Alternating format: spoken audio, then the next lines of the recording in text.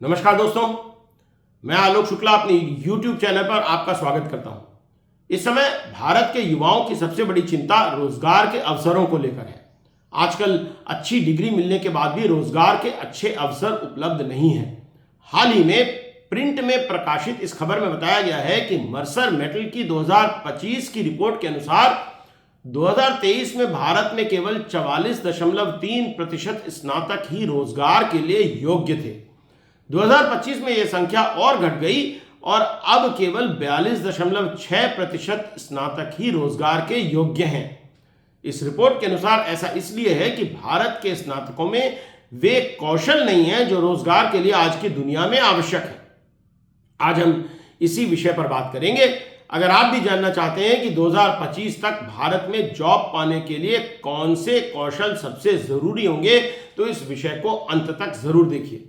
पर आगे बढ़ने के पहले मेरी चैनल को सब्सक्राइब कर लीजिए और बेल आइकॉन भी दबा दीजिए ताकि हर नए वीडियो का नोटिफिकेशन आपको मिलता रहे। अगर वीडियो अच्छा लगे तो इसे लाइक और शेयर भी जरूर करिएगा। एक समय था जब नियोक्ता केवल डिग्री देखते थे। अगर आपने किसी अच्छी संस्था से पढ़ाई करके डिग्री प्राप्त कर ली है तो रोजगार मिलने के रास्ते आपके लिए खुल जाते थे। पर अब समय बदल रहा है। बहुत सी कंपनियां अब डिग्री की चिंता नहीं करती। वे ये देखती हैं कि बदलती दुनिया में आपके पास उनकी कंपनी को आगे ले जाने की और उत्पादकता बढ़ाने की योग्यता है या नहीं है। एक समय आईआईटी की डिग्री को सफलता का उच्चतम पैमाना माना जाता था। यह माना जाता था कि अगर किसी को आईआईटी में प्रवेश मिल गया है तो उसका भविष्य बन गया है और बड़ी तनख्वाह वाली नौकरियां उसकी राह देख रही हैं। पर अब ऐसा नहीं है। पिछले वर्ष आईआईटी मुंबई के 36% स्नातकों को प्लेसमेंट नहीं मिला। देखिए फर्स्ट पोस्ट पर इस बारे में एक खबर। You crack the IIT and you're set for life. A big pay package awaits you. Perhaps not anymore. The news coming out of the IITs is worrying. In the Bombay campus, 36% students are yet to be placed. Some 2,000 students had registered for placement. More than 700 are yet to get a job. We're talking about the best engineering college in India. इसके प्रमुख कारण है कि हमारी शिक्षा व्यवस्था में उन कौशलों के विकास पर ध्यान नहीं दिया जा रहा है जिनकी आवश्यकता आज की दुनिया में है। हमारा पाठ्यक्रम पुराना है और उसमें समय के साथ बदलाव नहीं हो रहा है। अक्सर प्रैक्टिकल स्किल्स पर ध्यान नहीं दिया जाता और केवल थ्योरी पढ़ाकर ही काम चलाया जाता है। इसका परिणाम यह होता है कि डिग्री प्राप्त करने के बाद भी लोग इंडस्ट्री में काम करने की योग्यता नहीं रखते हैं। स्नातक स्तर पर पढ़ाई के समय प्रायोगिक कार्य न के बराबर होता है। उद्योगों में इंटर्नशिप नहीं कराई जाती। अधिकांश कॉलेज अच्छे शिक्षकों की कमी से जूझ रहे हैं। शिक्षक बनने के बाद लोग नया सीखना बंद कर देते हैं और अपने ज्ञान और कौशल में वृद्धि नहीं करते। ऐसे में वे विद्यार्थियों को नए कौशल नहीं सिखा पाते। विद्यार्थियों का ज्ञान किताबी ही रह जाता है और इंडस्ट्री में जाकर वो अपने आप को असहाय महसूस करने लगते हैं। विश्व के सबसे अमीर और सफल व्यक्तियों में से एक इलॉन मस्क की यह प्रसिद्ध स्पीच देखिए, जिसमें वो कह रहे हैं कि नियुक्ति देने के लिए कॉलेज की डिग्री की आवश्यकता नहीं है। स्टीव जॉब्स जैसे सफलतम व्यक्तियों के पास कॉलेज की डिग्री नहीं है। There's no need even to have a college degree at all, or even high school. I mean, if somebody graduated from a great university, that may be an indication that they will be capable of great things, but it's not necessarily the case. If you look at, say, people like Bill Gates or Larry Ellison, Steve Jobs, these guys didn't graduate from college. But if you had a chance to hire them, of course, that would be a good idea. दरअसल degree पाने से अधिक महत्वपूर्ण वे कौशल सीखना है जो आपको जीवन में आगे बढ़ने के लिए रास्ता दिखाते हैं, जिनकी आवश्यकता आपको रोजगार के बाजार में पड़ेगी। दूसरी बड़ी समस्या है कि अधिकांश युवाओं को स्नातक की डिग्री लेते समय यह पता ही नहीं होता कि वे आगे जाकर क्या करना चाहते हैं। इसलिए वे रोजगार की योग्यता वाले कौशल नहीं सीख पाते। उन्हें लगता है कि डिग्री मिल गई है तो रोजगार भी मिल ही जाएगा, पर ऐसा होता नहीं है। विश्वविद्यालयों में कैरियर काउंसलिंग की कोई अच्छी व्यवस्था भी नहीं है। इन कारणों से स्नातक की डिग्री प्राप्त करने वाले अधिकांश युवा रोजगार के लिए भटकने के लिए मजबूर हो जाते हैं। जहां एक और ह्यूमैनिटीज, कॉमर्स, इंजीनियरिंग आदि क्षेत्रों में स्नातकों की भरमार है और रोजगार के अवसर कम होते जा रहे हैं, वहीं दूसरी ओर कई क्षेत्र हैं जहां कंपनियों को योग्य उम्मीदवार मिल ही नहीं रहे हैं। 2025 में रोजगार के अवसर तेजी से बदल रहे हैं। कुछ कौशलों की मांग बहुत अधिक है। बदलते समय के साथ नए कौशल भी उभर रहे हैं जिनके बारे में अधिकांश लोगों ने सुना ही नहीं है। भविष्य में तकनीकी, मानव केंद्रित और विश्लेषणात्मक क्षमताओं के कौशलों की आवश्यकता बढ़ेगी। तो आइए इनके बारे में कुछ बात करते हैं। सबसे पहले डिजिटल और टेक्नोलॉजी के कौशलों की बात करेंगे। भारत लंबे समय से आईटी का हब रहा है। लंबे समय तक ये माना जाता था कि अगर आपने सूचना प्रौद्योगिकी की पढ़ाई की है तो रोजगार मिलना आसान है। इन्फोसिस और टीसीएस जैसी कंपनियां कैंपस प्लेसमेंट के जरिए हजारों युवाओं को नौकरियां देती रही हैं। पर अब समय बदल रहा है। सूचना प्रौद्योगिकी और कोडिंग की सामान्य जानकारी अब रोजगार की गारंटी नहीं बची है।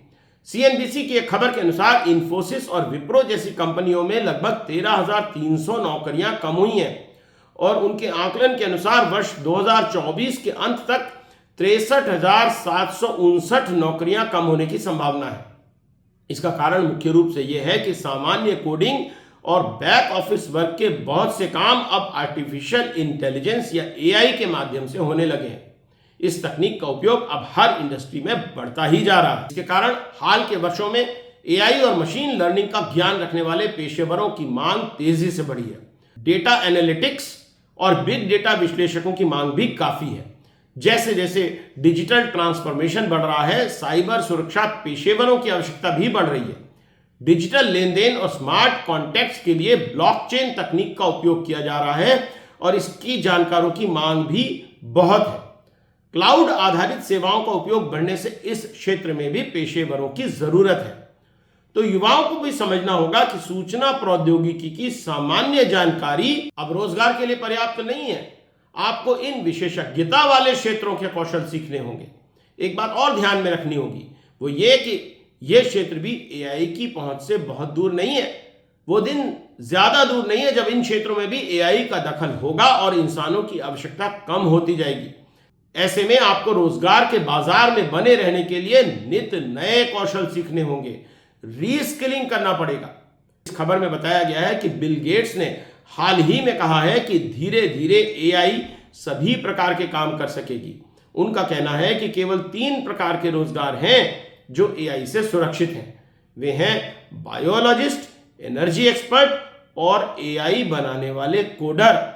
हालांकि बहुत से लोग मानते हैं कि एआई से कोडर भी सुरक्षित नहीं है। अंकल टेस्ला की एक एक्स पोस्ट में यही बात कही भी गई है। कुछ लोगों का मानना है कि सॉफ्ट स्किल्स की मांग तो हमेशा ही रहने वाली है। इसमें शामिल है कम्युनिकेशन और इंटरपर्सनल स्किल्स, लीडरशिप और प्रॉब्लम सॉल्विंग स्किल्स, क्रिएटिविटी और इनोवेशन आदि। आपको ये समझना होगा कि वे कौन सी बातें हैं जो इंसान को इंसान बनाती हैं। ऐसी बातें जो एआई में नहीं हो सकती।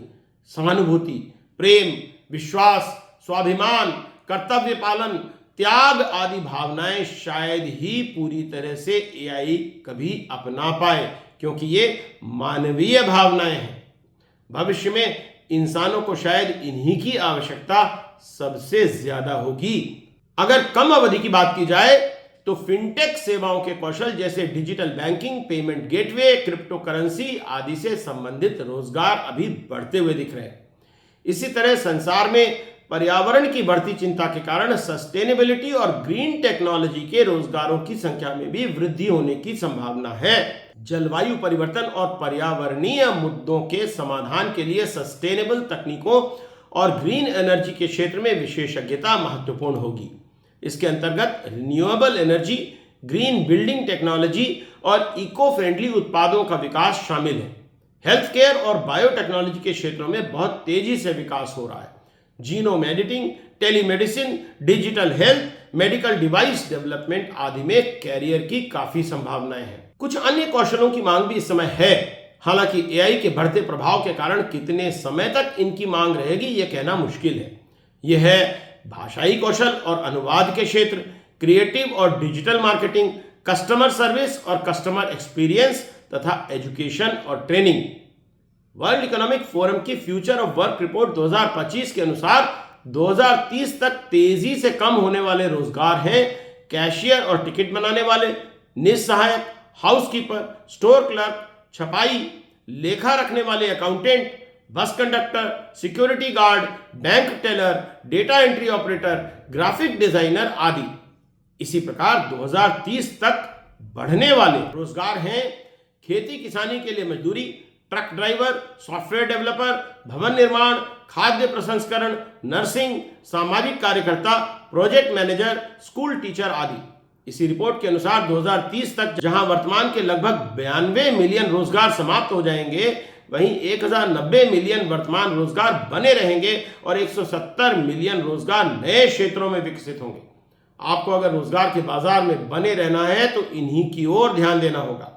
ये माना जाता है कि भविष्य के लिए कुछ कौशल बहुत ही जरूरी हैं जो आपको रोजगार के अवसर दिलाते रहेंगे। ये हैं प्रॉब्लम सॉल्विंग, मानव संसाधन प्रबंधन जिनमें एम्पैथी और इमोशनल इंटेलिजेंस शामिल है, active on the job learning, AI programming, ग्राहक संबंध और सेवा, निगोशिएशन और समझौते कराना, एंटरप्रेन्योरशिप या उद्यमिता। अगर आप में ये कौशल हैं तो आपको किसी बात की चिंता नहीं है। इलॉन मस्क का कहना है कि भविष्य में शायद कोई रोजगार बचेगा ही नहीं, इसलिए हमें यूनिवर्सल बेसिक इनकम के बारे में सोचना होगा।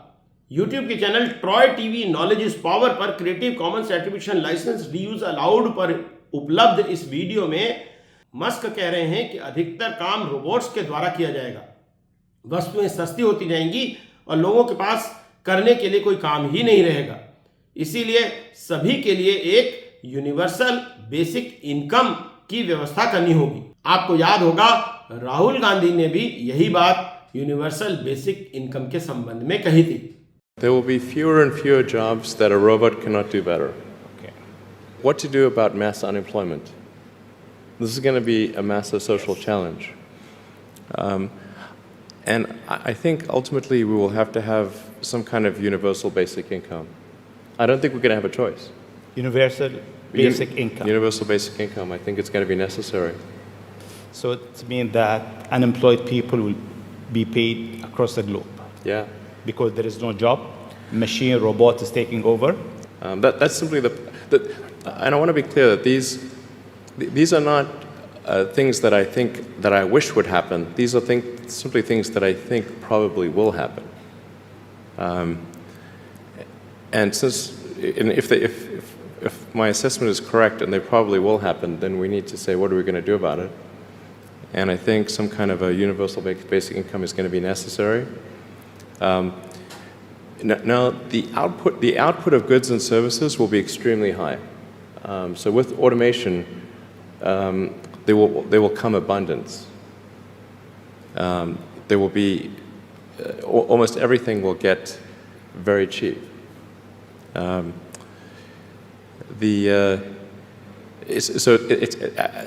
think the biggest. I think we'll just end up doing a universal basic income. It's going to be necessary. The harder challenge, much harder challenge, is how do people then have meaning? Like a lot of people, they derive their meaning from their employment.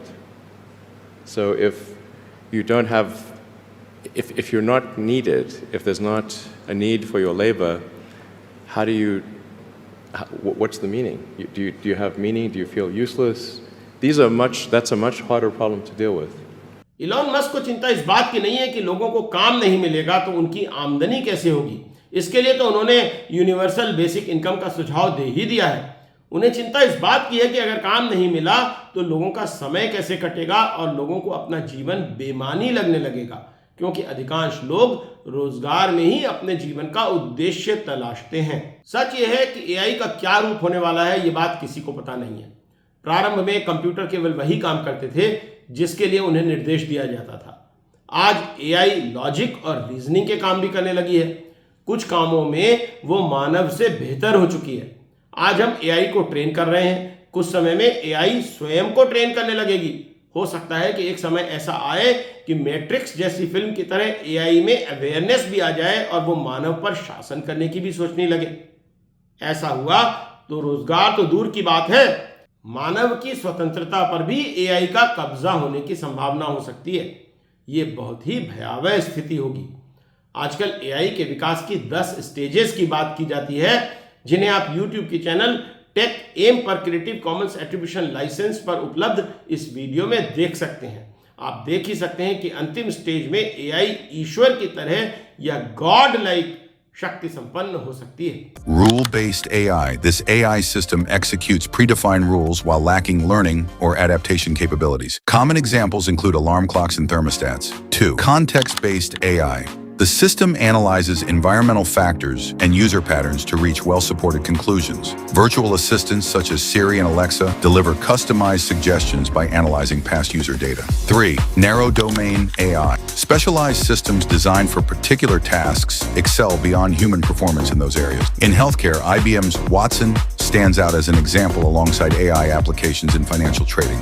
4. Reasoning AI. This type of AI can mimic human cognitive processes while analyzing information to derive logical outcomes. ChatGPT and autonomous vehicles serve as case studies of this specific development stage. 5. Artificial General Intelligence, AGI. An artificial general intelligence, AGI system can learn and execute any intellectual task that humans perform at increased speeds. AGI stands to revolutionize everyday living through its ability to deliver complete support across multiple areas. 6. Superintelligent AI.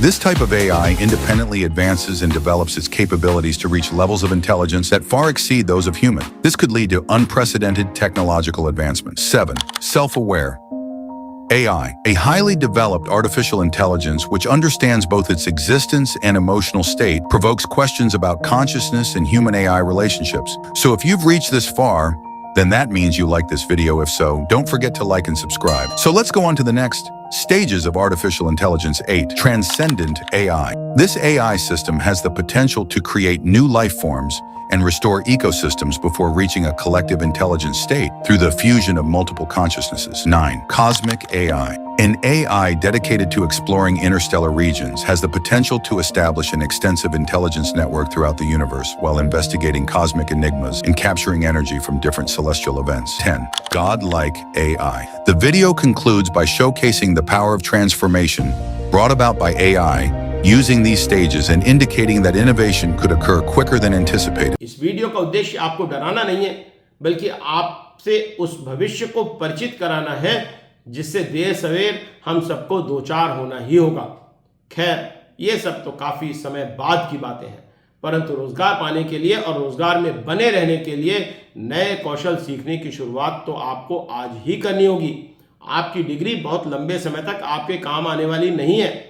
अगर आपने समय के साथ स्वयं को नहीं बदला और नए कौशल नहीं सीखे तो पुरानी प्रौद्योगिकी की तरह आप भी कालातीत और बेकार हो सकते हैं। तो आज के लिए इतना ही। जल्दी ही फिर मिलेंगे किसी नए विषय पर नए वीडियो के साथ प्रसंग में। तब तक के लिए नमस्कार।